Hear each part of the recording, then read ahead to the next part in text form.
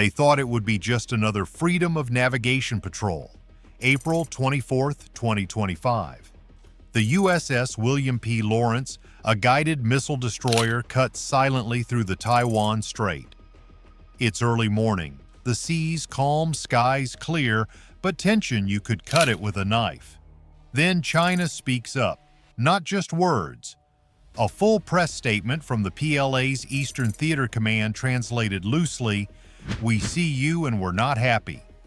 The Chinese military announces its deployed naval and air forces to shadow and warn the American destroyer. Live updates. Flood state media footage leaks, radar tracks are published. The message is clear. You're not welcome here. But the U.S. response, radio silence. No press briefings, no dramatic tweets. Just the Lawrence staying her course like nothing happens. What China calls provocation, the U.S. Navy calls routine. But this was no routine on Tuesday, because that destroyer wasn't just making a point about freedom of navigation, it was walking straight into contested waters that Beijing claims as its own. A move that could escalate from saber rattling to sparks in seconds. So what really happened out there was this. A near miss, a warning shot maybe, or something more, because behind the headlines and official statements was a game of cat and missile, and someone blinked.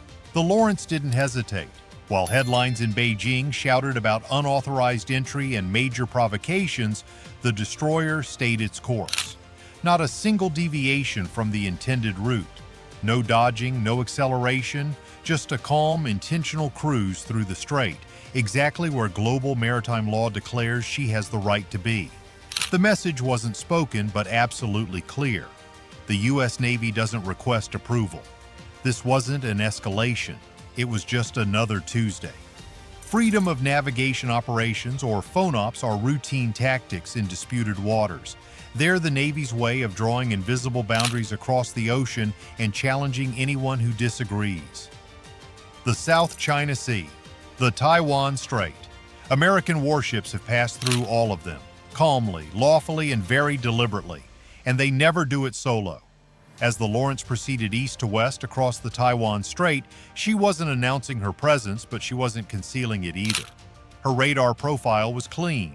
Her AIS beacon was disabled, but military satellites above were transmitting real-time situational updates back to headquarters in Washington. Eyes in orbit, ears in the ocean, and likely a Virginia-class sub lurking nearby in silent patrol. You don't enter a disputed zone without contingency plans. And China knew. Within mere hours of Lawrence's voyage, Chinese media published drone videos, blurry clips of a Type 052D destroyer shadowing the U.S. ship from afar.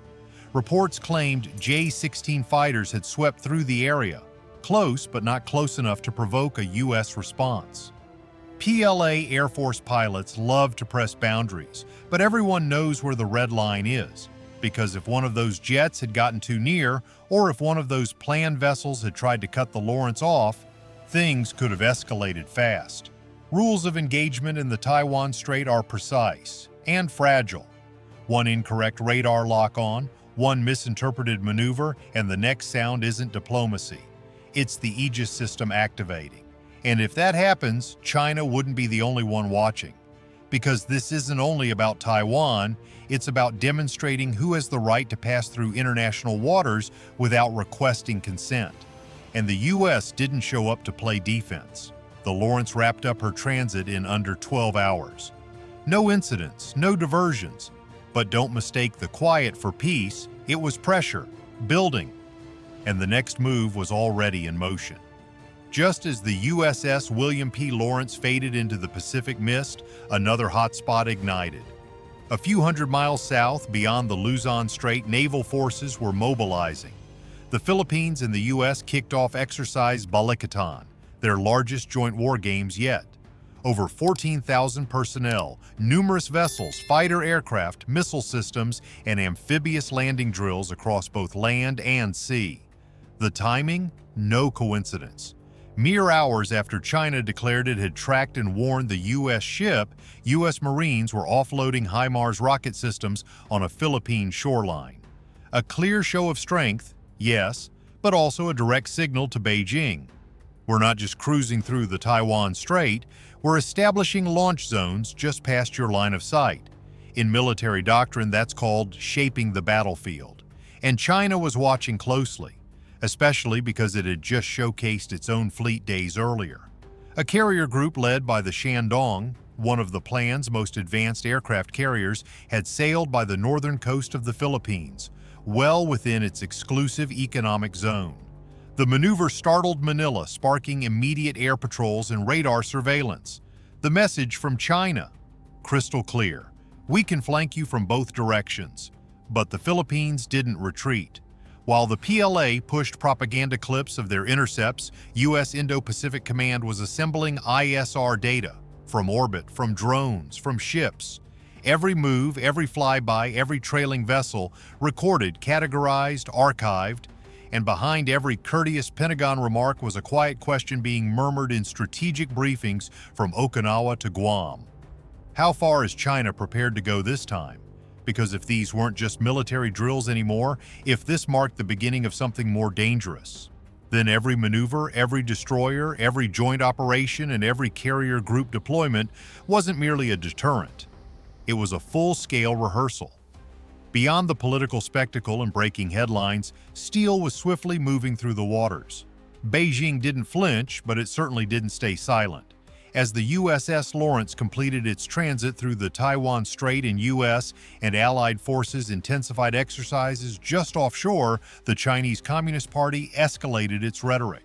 The PLA's Eastern Theater Command released a second statement, harsher, louder, and more direct. Words like illegal, provocative, and irresponsible weren't offered as commentary. They were direct charges. State media, with anchors in naval uniforms, spoke of hostile incursions.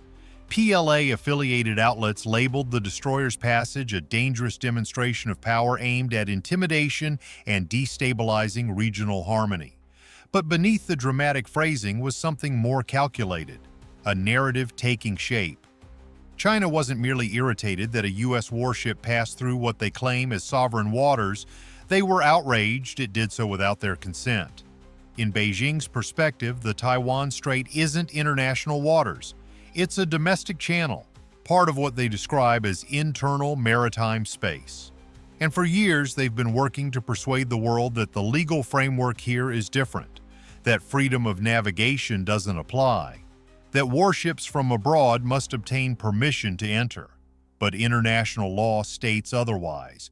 According to the United Nations Convention on the Law of the Sea, UNCLOS, a treaty China itself has endorsed, the Taiwan Strait qualifies as an international passageway, and the U.S. treats it accordingly, a maritime corridor no different than the Strait of Gibraltar or the English Channel. This conflict in definitions isn't just about language, it's about legal doctrine. Because if the world accepts China's stance, that the strait is their territory, then every future naval passage becomes an international incident, a diplomatic chess piece. But if the U.S. continues to navigate through it, firmly, lawfully, and without apology, then Beijing's storyline begins to unravel. Right now, the U.S. isn't merely transiting. It's doing so while allied nations to the south engage in live-fire drills and surveillance aircraft blanket the northern coastlines with precision reconnaissance. That isn't a coincidence. It's strategic pressure. So while China broadcasts footage of J-16 jets flying patrols near Taiwan and warships tailing U.S. destroyers, the reality is less dramatic and more tactical. China is attempting to set the tempo, but maintaining that rhythm is difficult when you're responding instead of leading. And at this point, China was clearly reacting. Reacting to the passage, reacting to the military exercises, reacting to the notion that its coastal boundary had transformed from a wall into a window. And through that window, the U.S. Navy was watching. The Taiwan Strait remained quiet. By the time the USS William P. Lawrence exited the eastern end of the strait, the region wasn't just holding its breath, it was anticipating the next development. Not with speeches, but with surveillance, satellites, sonar, and the kind of scrutiny reserved for situations where something more serious is suspected. Here's the truth. That one transit didn't redraw any maps, but it shifted the atmosphere. It changed the rhythm. And in global strategy, rhythm matters. In Beijing, the PLA began accelerating its asset rotation. Frigates previously undergoing maintenance suddenly returned to patrol. Aerial surveillance flights ramped up. Even commercial ferries in the Taiwan Strait started reporting unexplained radar interference, possibly from airborne early warning systems scanning for American submarines. Meanwhile, the American response didn't slow. Strike Group 5 continued its operations. The Lawrence rejoined its task force, which included the USS Carl Vinson aircraft carrier, advancing eastward flanked by a protective screen of steel and constant observation. Overhead, P-8 Poseidon aircraft patrolled potential launch corridors using advanced radar to search for missile launches, stealth vessels, or worse, coordinated swarm attacks. Amid all this, Taiwan quietly increased its readiness. No alarm sirens, no press statements, just subtle actions. More intercept missions by ROCAF jets, heightened activity near known radar outposts, logistical centers operating at higher capacity. Even remote mountain roads leading to bunker complexes saw a rise in military transport. Everyone was getting ready, because while no missiles had launched and no shots had been fired, the rules had changed. Previously, China assumed the U.S. would avoid confrontation in the region, that Washington would hesitate under pressure, that a loud enough protest would cause retreat. The Lawrence didn't hesitate. It transited the strait with a kind of clinical professionalism that sends one message loud and clear: we're not asking. And if that becomes routine, then China's entire strategy, its bluffing game, its gray zone tactics, its salami slicing of regional control, starts to unravel. Because when your adversary stops fearing your reaction, you lose your leverage. Beijing knows this. That's why the propaganda machine was so loud. That's why the flyovers pushed right up to the edge of provocation.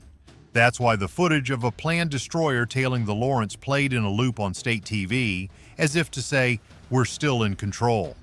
But control isn't about trailing a ship. Control is about shaping what that ship does next.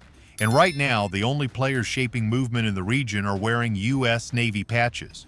Which brings us to the bigger picture, because this wasn't just a standoff. It was a stress test. The U.S. was testing Beijing's willingness to escalate, testing how far the PLA would go before blinking, testing whether the Strait, a longtime flashpoint for speculation, would actually ignite under pressure. It didn't, but the cracks showed. There was increased comms chatter, unusual force deployments, and a spike in cyber probe activity across U.S. and allied digital infrastructure, all detected within hours of the transit. Beijing was rattled. Not panicked, but rattled enough to double-check its playbook. And here's where it gets interesting. That playbook used to assume time was on China's side, that eventually the U.S. would grow tired of playing sheriff in the Pacific, that Taiwan would feel isolated, that regional alliances would fracture under economic weight. But now, time may no longer be China's ally. Every exercise like Balikatan adds teeth to a regional shield. Every destroyer that sails through the Taiwan Strait without blinking pushes back the red line. And every time China tries to intimidate with a jet flyby or a destroyer tail, the response isn't retreat. It's reinforcement. The Pacific is becoming sharper, faster, and less predictable. And when unpredictability becomes the default, the chances of miscalculations skyrocket. One wrong blip on a radar screen, one anxious pilot, one mistimed maneuver. That's all it would take. And suddenly, we're not talking about a routine transit anymore. We're talking about flashpoints, about after-action reports, about war. That's why this matters. Because this wasn't just a message between destroyers. It was a message to the world. The lines are being redrawn and the erasers are moving fast. So here we are, one destroyer, one narrow strait, one message sent without firing a shot.